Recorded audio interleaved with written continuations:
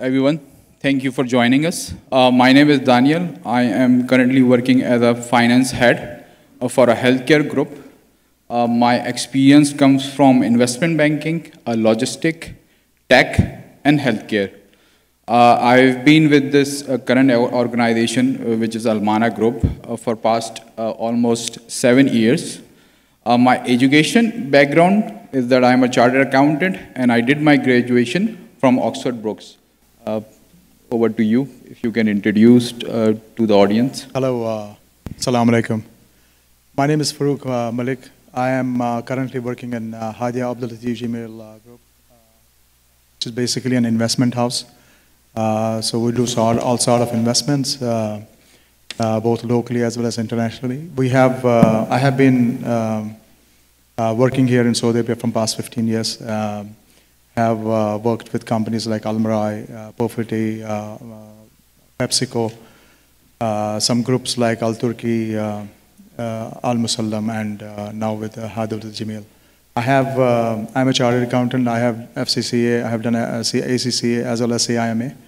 And I have basically around 14 different sector experience that comes to the traditional sectors that we talk about. My name is Samir. I'm a group CFO for MADR Investment Company, which is a group of company that works initially for in the real estate sector.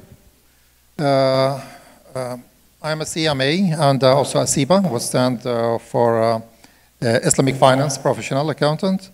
I also have a master's degree in MBA and a master's degree in real estate. Actually, real estate is my passion. This is why I have been working in this sector for almost 16 years. So I love to be there.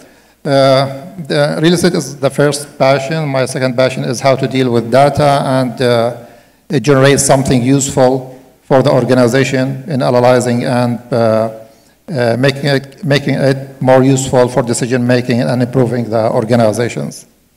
Thank you. Thank you very much, Farooq and Mr. Samir. Again, the topic today is objectifying the digital business strategy.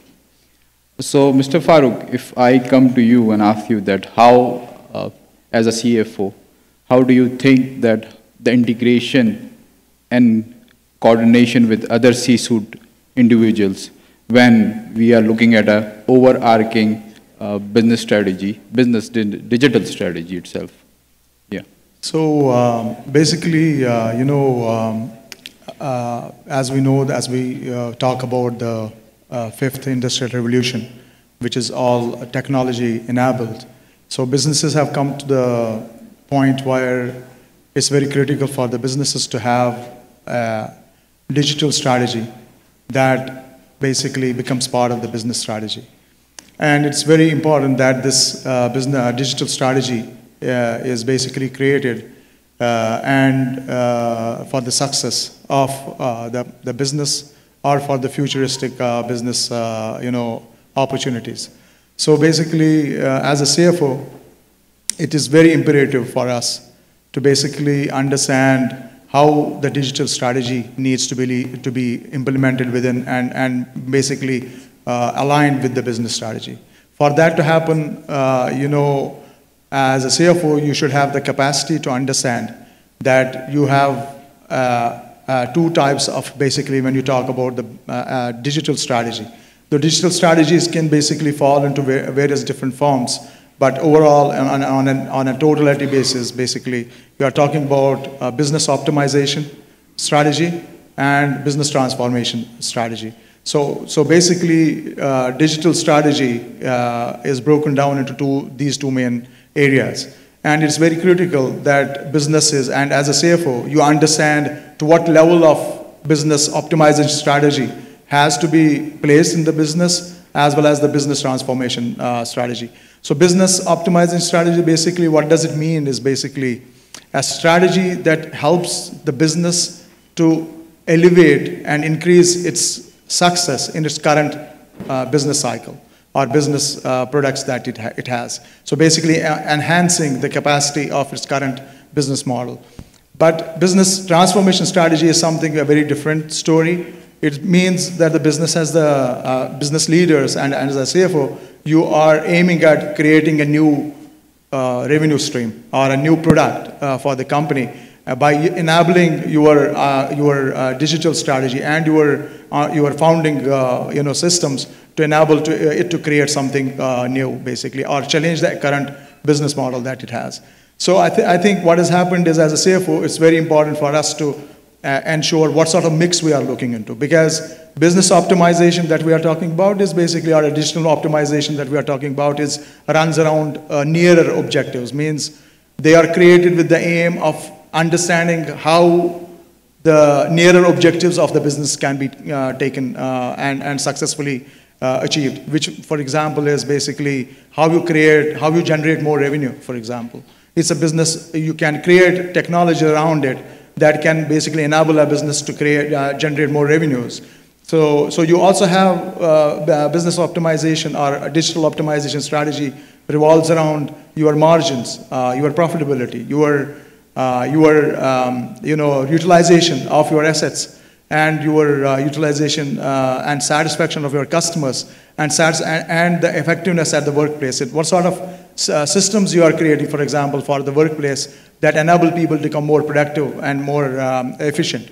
So you have these business optimization strategy, which is very important part of your digital strategy and objectifying that digital strategy. On the other side, you have the business transformation strategy that I talked about.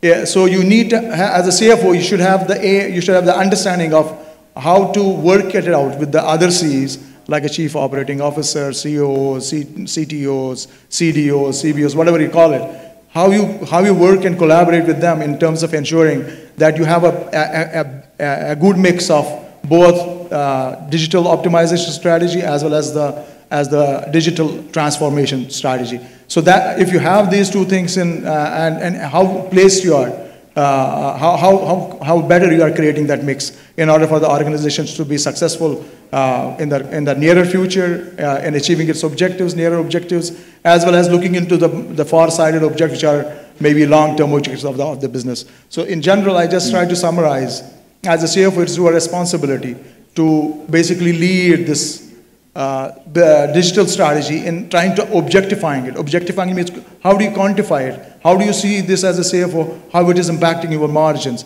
your profitability, your utilization of assets, your satisfaction of net promoter scores of your customers.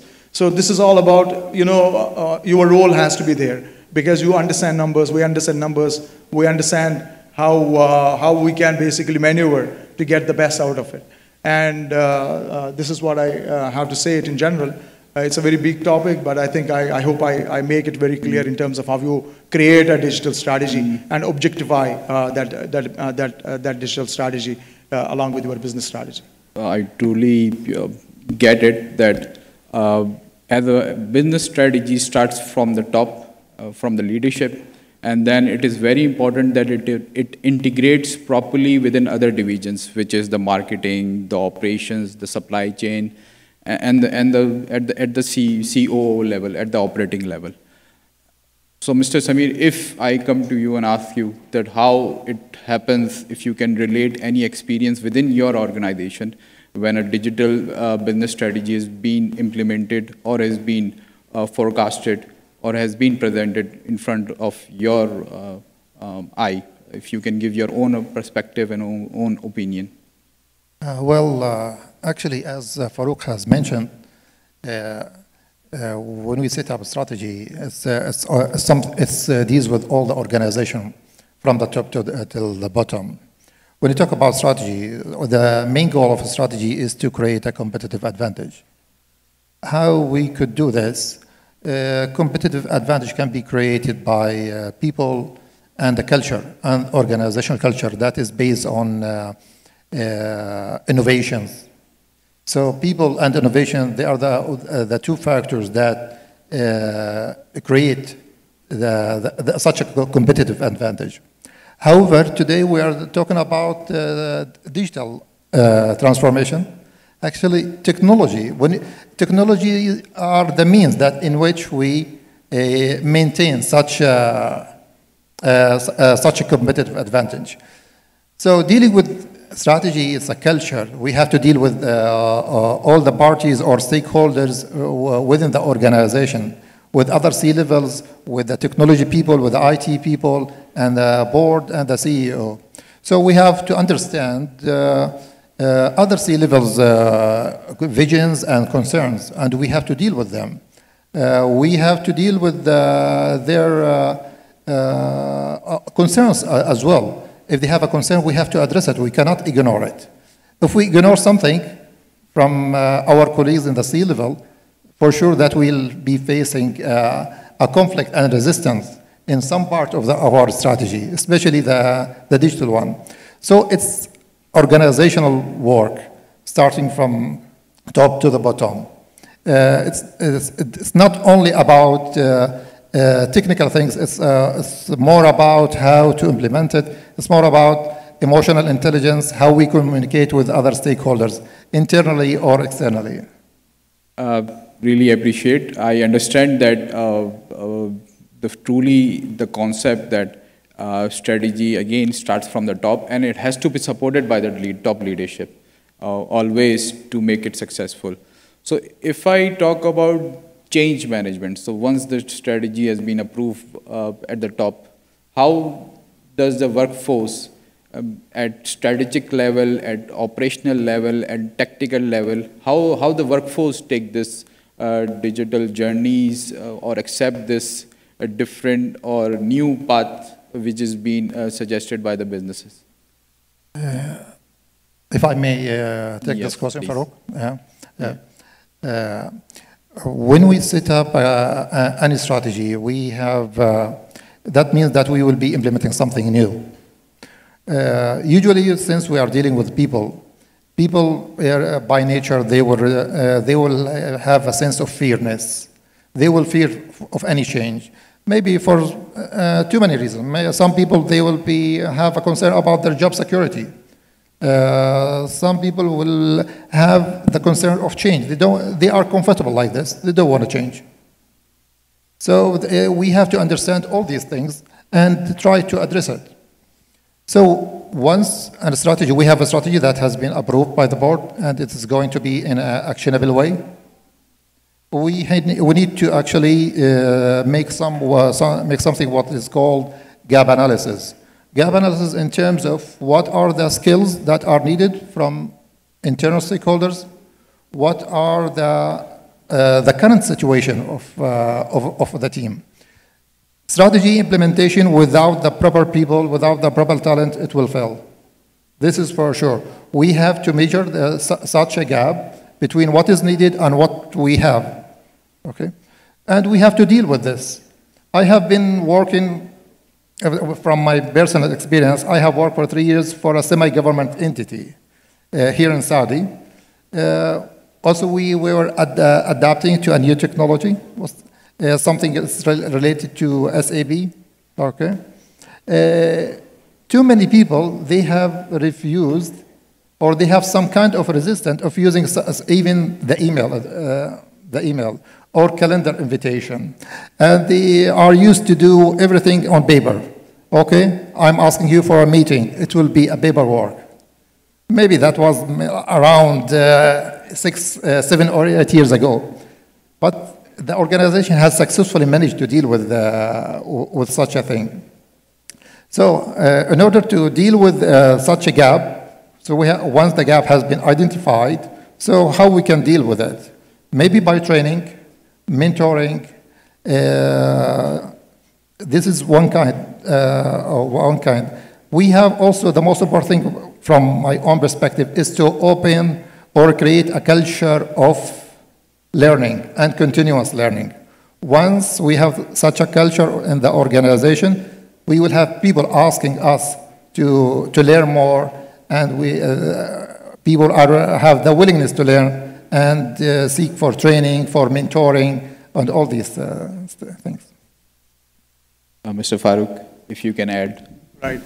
See, I think when you talk about, this is why I think, people make or break organizations, and same with the technology. So I think it's very critical for businesses to understand the profile of their employees and the people who work in there. And I think business leaders need to understand it's very critical. This is why I go back to the business strategy and digital strategy. Because you can have a digital strategy, any good digital strategy, but it can all fall in out of place because the maturity of the organization has not come into to the fold where it can take up those initiatives and those systems, whether they are oriented towards profitability or revenue growth or utilization of an asset. So this is why it is very critical that businesses understand the evolution of their competencies in terms of this system. So before you go and talk about a system, it's very critical to understand to what level there is the skill gap between what that system is requiring and what your people are currently with those competencies. So it's very critical to upskill people. It's very important to reskill people because reskilling and upskilling is the most toughest part of any digital strategy, whether it is focused on generating a revenue or it's focused on creating a more efficient and productive workplace or creating a new product or a business model. So it's important that businesses understand that the competencies within the organization of using and utilizing those systems in the best way possible to generate those objectives that the business has put forth for those systems. And I think upskilling, reskilling, ensuring continued learning for people is very crucial. And I believe what is important is even though it's more towards the HR and how you deal with it, but then it's very critical that as a manager, in the organization, or as a CFO or any manager within whoever is reporting to you, you understand what does change management mean for him, and you try to understand the magnitude of that change for him, for that person. We all come into we have a lot of different situations around people. People have personal issues, people have organizational issues, so you need to ensure that you understand and have empathy for people that, and why that change management has a big thing for him or a small thing for him. Try to magnitude it and try to understand what sort of change we are asking for him. And then you based on it create an upskilling program, you create a recycling program, you create change management, you create continued learning as in line with your objectives that you want to achieve as an organization.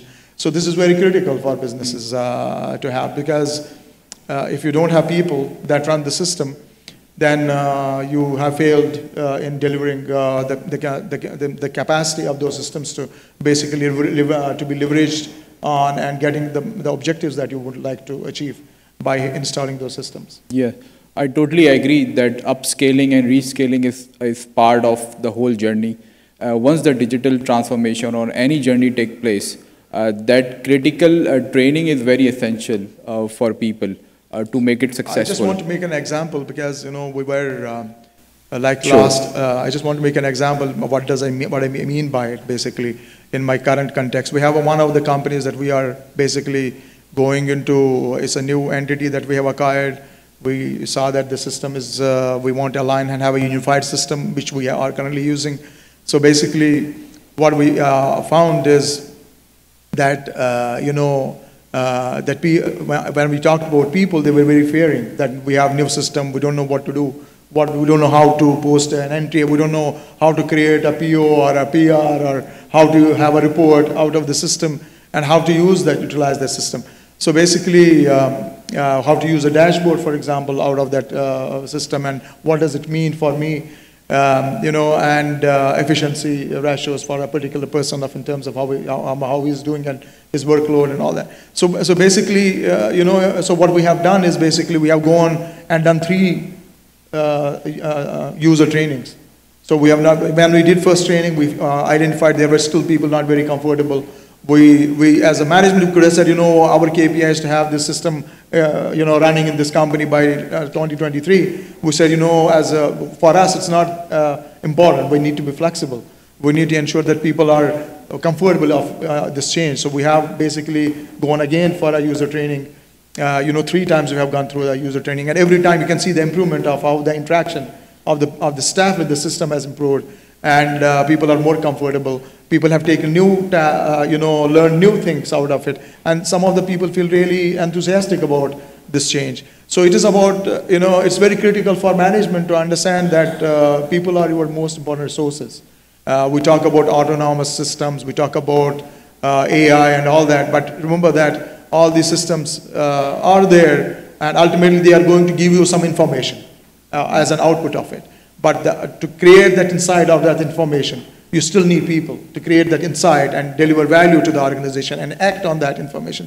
You need people. So basically, people are the most important resources in any strategy, or whether it's a digital strategy or business strategy to put into place in a business. I totally agree that people are the most important, asset. And the question which I was asking you back in that conference room, that why, I don't know why still people are not booked as an asset in our financial statement when we are treating them as an asset. Going one step ahead again into data and analytics, how, Mr. Samir, how you feel that data and the numbers and the AI, now all the buzzword which we are facing nowadays as finance function, how this supports the finance function as a core, how it helps to improve your decision-making skills and achieving your KPIs which has been set from the beginning. For sure, there is a big improvement and advancement in terms of the technologies that are being used and how we can use it in our business, especially for the finance people and the business people in general.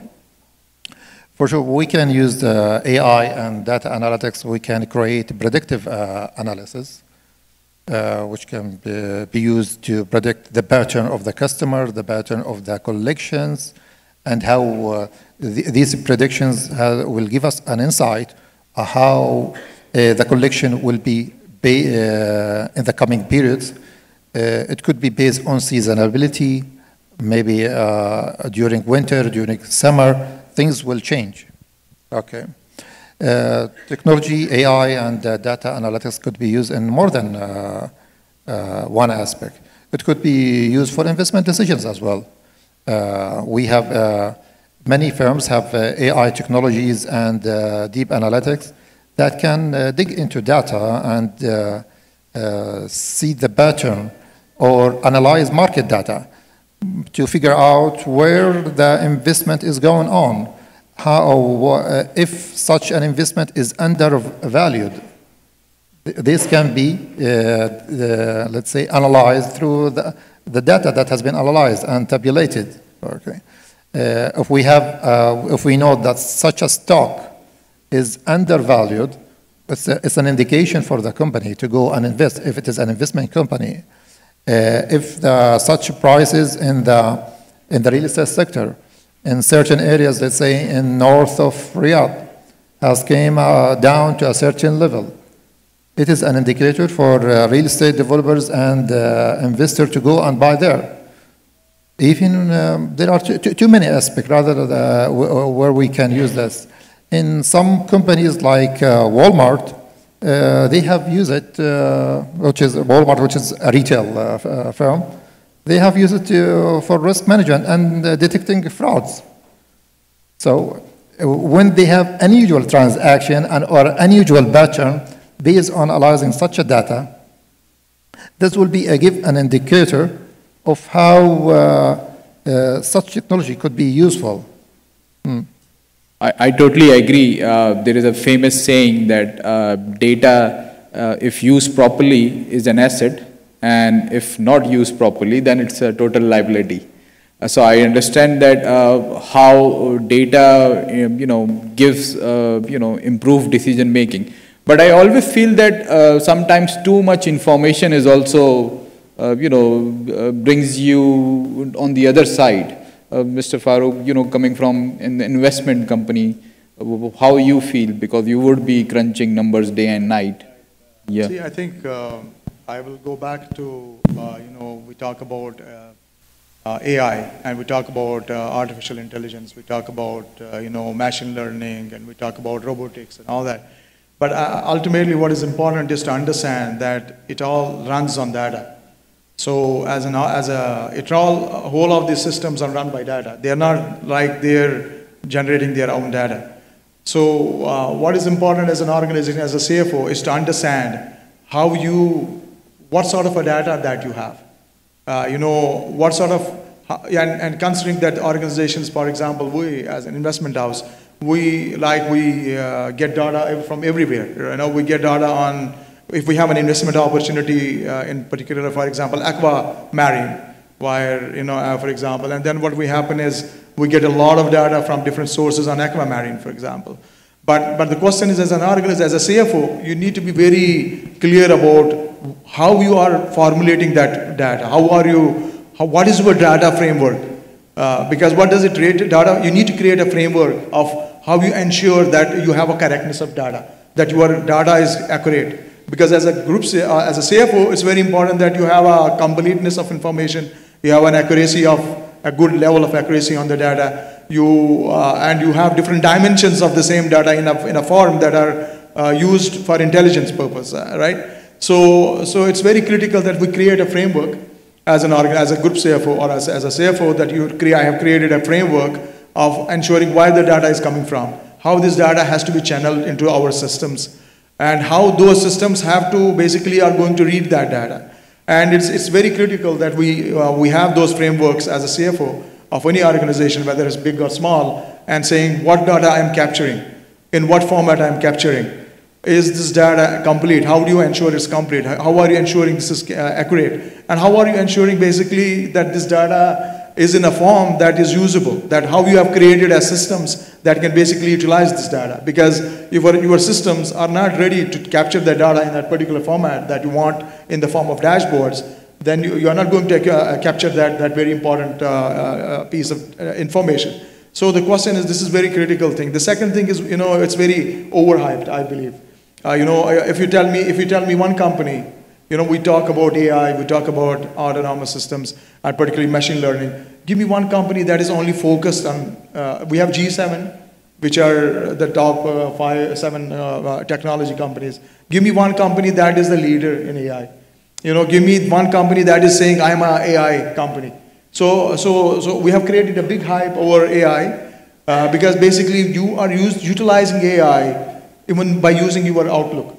If you go into your Outlook today, whether you know it or not know it, you are basically using you are already using AI in that email. If you go and you have now AI, like if you go today, updated version of the Outlook, for example, if you can talk, if you are writing an email and then you talk about it, you talk only, you will see that your information is getting portrayed in there, and even it is highlighting what you should be writing or what you should be doing. So basically, what I'm trying to say is, we don't need to get nervous about AI. It is still in very infancy. It's going to be a tool, as I said in my previous question, that AI is just a tool. For sure, it has given us a huge power to analyze information and data and come up with something that the system that you could have done it, and maybe you don't have that capacity to generate such sort of information as a human. But ultimately, the question is who is going to action that information? Who is going to take that down the road and ensure that the companies take that information and take action plan and create initiatives around it, and then so that you achieve those objectives. So once again, I think, as CFOs, we need to have a very clear idea about our data. We need to have a clear idea about our framework that we create around data management. We need to ensure that we capture right amount of data. We need to ensure how we are screening the data. We need to have a very good framework. And then the systems, for sure, systems, when you objectify your digital business strategy, you are focusing as a group CFO, you are always focused as what are my top 4 initiatives that are either, on the systems that I want to basically create some objectives around and I want to achieve because these are going to give me some things that I can be either successful in my current capacity or create something new for the company that can generate more revenues. So I hope that I answered the question. Yeah, pretty much clear that how data influence decisions and influence other statistics which are important as a business leader or as a CFO. Going into ROI, return on investment. Once all the journey took place, you went through all the changes, and the implementation of any system or any digital strategy is successful.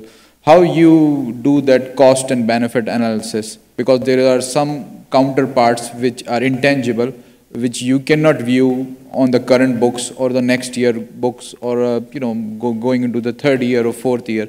How you analyze that? That was much. I think, to be honest, if you talk about the ROI as a CFO, our current way of doing the investment analysis, or trying to understand what is my return on investment, it cannot. The way we see it is very linear. The finance function that we see, the ROI is in a very linear fashion. But technology is not linear. So basically, it's okay, you have a plant, a manufacturing plant, and you say, what is my ROI on plant? Because the plant is producing some units, and then you have unit economics, and then you come up with some profitability and return and all that. With technology, if you talk about ROI of technology, is entirely a different thing. Because what technology is not linear. Technology is itself an iterative process. Using technology or a system is an iterative process, is a risky process, is a process where you have tangible and intangible benefits. So, I was a transformation head for Almarai in 2004. We had one of the best SAP implementations in the whole world that time, what we achieved in that.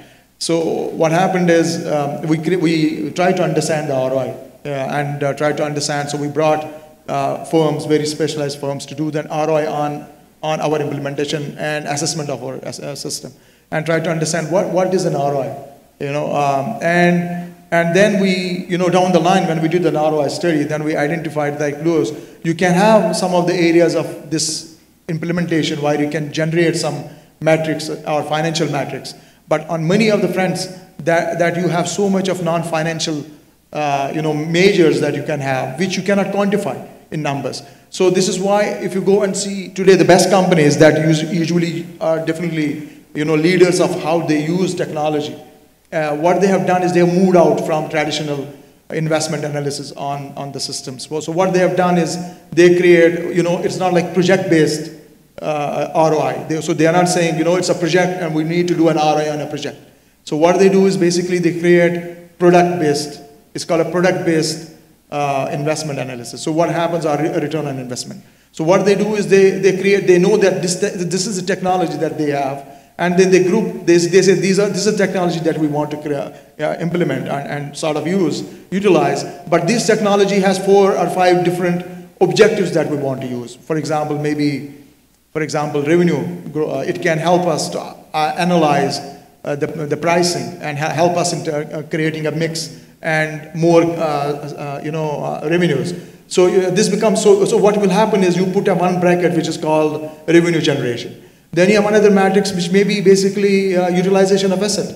How you utilize this system can help you utilizing how efficient you are in tracking inventory and inventory management and all that. So you create another product which is called the inventory bucket or the utilization of asset bucket. So basically you create these products and then you basically identify objectives of those. And once you have objectified them, then you create KPIs. Those KPIs can be value driven, like in revenue, though, but they can be very non-financial when you talk about the inventory or the customer satisfaction or the margin or profitability improvements or net promoter score, for example, for customer service satisfaction. So you can end up with both a non-financial and financial KPIs for our return on investment of your, but you can, basically, because this technology is so much interlinked, so you capturing that portion of interlinked value is very impossible.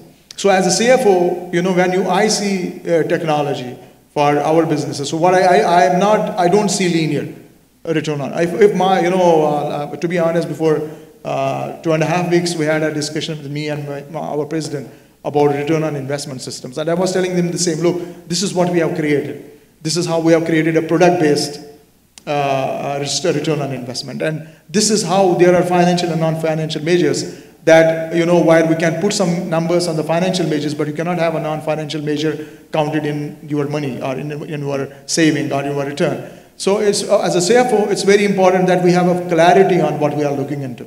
And we create a proper matrix that basically objectify the return on investment on this digital journey or digital strategy that we have around business and business strategy.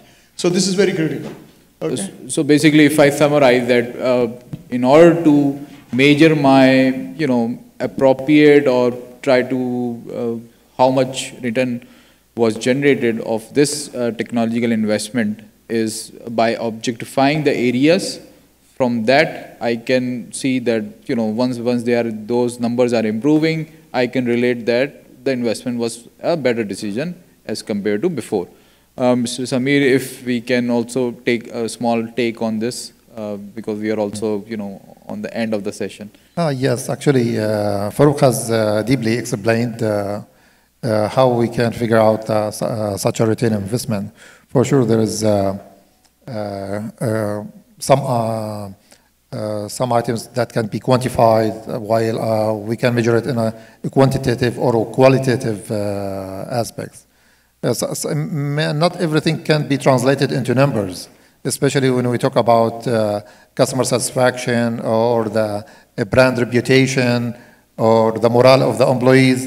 These are abstract things that cannot be translated into figures. Okay.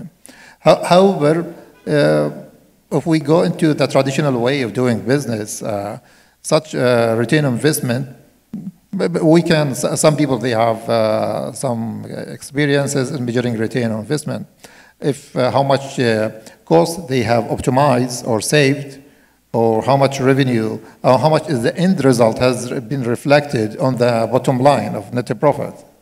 So some people, they are using it, which is something, a good idea to quantify what can be quantified. Okay, what is the benefits? Divided by how much has been invested. Or maybe sometimes they go further, what is the break-even point? How much we should expect to get into gains in order to break even with whatever cost that has been paid, cost in terms of money, in terms of time, and that has been spent by people, by executives, and all this stuff. Okay. I understand, you know, as a closure, if in the audience, if somebody has any question, answers, fired up. So thank you for this session.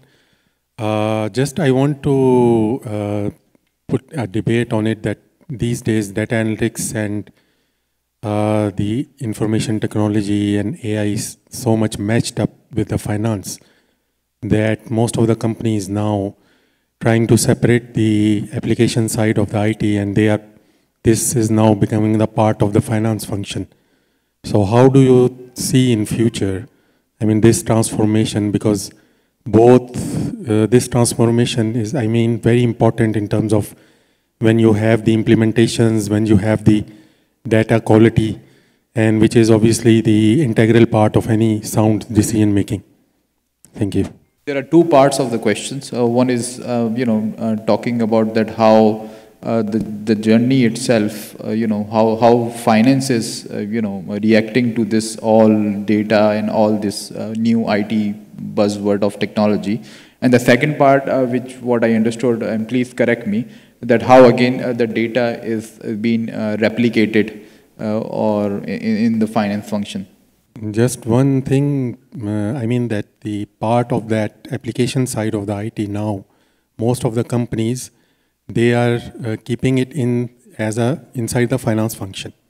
So rather than giving it to the IT as a separate role. So that's basically what you are saying is why should a CFO be running the transformation or digital journey that the organization has to go through, or transformation. That's what you are. See, the question is, if you see historically, the CFOs were the only CEOs or Cs level executives, along with a bit of a CEO, who understood business in and out. So traditionally, because the role of a CFO was like, you know everything, what is happening in the business in terms and quantifying that in terms of the value of the business, what it is generating, what the saving is, what the costs are, what the risks are, and all that. So basically, this is historical position of a CFO. And so basically, if you what has happened as a result of this stewardship of the CFO role and becoming the communicator for the organization, the CFO has become basically a CTO. You know, is also taking up the CTO role, a technology officer role within the organization, because that is how traditionally the CFOs have been taking. Running the technology, using because a company today would have started from a GL accounting. You know, it would have started from chart of accounts, and then you have GL accounting, then you have a profit and loss coming out. So historically, this is what has happened traditionally. And as a result, the CFOs are thought to be the leaders who can lead this digital transformation or ensure how the organization is exploiting the digital technology or the technologies. But in essence, as we go around in coming 5 to 10 years, as other COCs levels will understand business, understand more how the information runs within the business, automatically I believe that less and less you will have the CFO being the only one who is responsible for taking the technology, route and managing the technology for the company, or deciding along with the Cs how that has to be enabled within the organization. So in essence, I see that there will be some evolution of others picking up that role. This is why if you go to the new company, if you go to new modern enterprise, you will find technology officers driving, technology and digital strategy for the business. So I hope I answered because it was 20 seconds basically that we have to answer. Thank you very much. Thank you all the audience, and thank you Farooq, thank you Samir. Hopefully everybody have a safe drive and have a wonderful weekend.